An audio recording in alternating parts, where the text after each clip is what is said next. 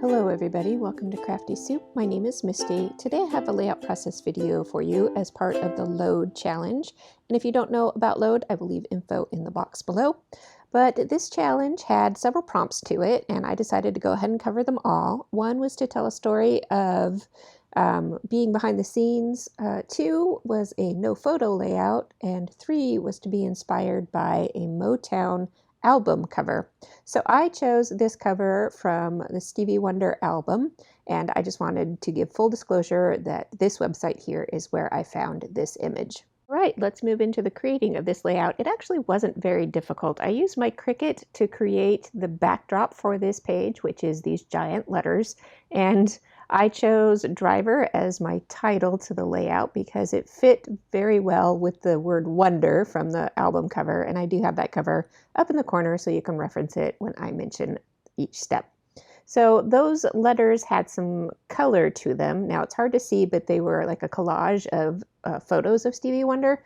Now I'm doing no photo layout, so I'm going to mimic the photo collage with a colorful ink blended background, and there's no rhyme or reason to it. I just did some general blending. Now on the bottom part of this white paper, I did cut out the letters for that smaller title up in the upper left hand corner that's on the album, and I am inking up just the top row of words, which is my name instead of Stevie Wonder's name, and in that orange to mimic the album cover again. So there we go. I've got all my parts and pieces ready for this layout, and we can start putting it together. Now, I was going to draw some lines for journaling across these jumbo letters, but leaving it on the sticky mat I didn't think was a great idea. So I am going to line it up here on my glass mat with a little bit of temporary adhesive so that I can use my ruler to go all the way across and my pen to add some journaling lines to this for some consistency. And then that will be my journaling for this layout. All right, with that done, I decided it needed a little more depth of color because it was looking a little too light. So I'm just going to throw on a little bit more ink, and then we can move on to the next step.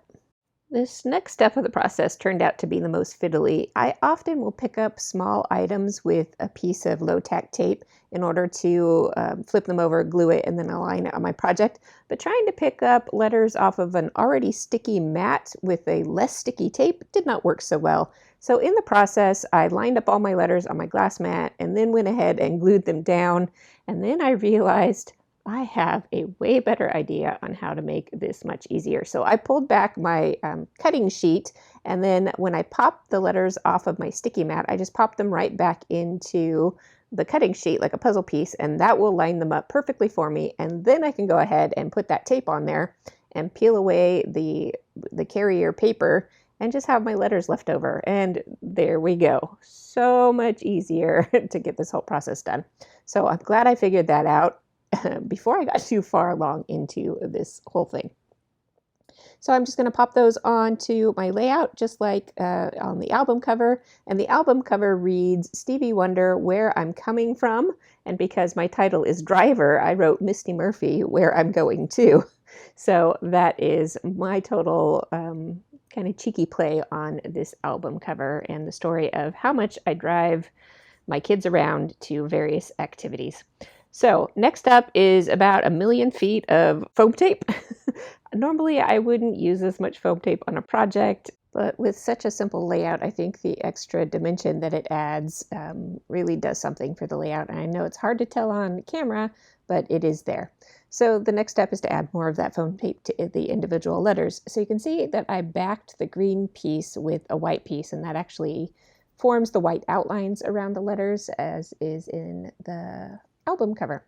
And then after cutting all that foam tape, I had very gooey scissors. And if you don't know this tip already, alcohol can help clean up adhesive goo as long as it's kind of mild adhesive goo. If it get too sticky, then fingernail polish acetone will help with that.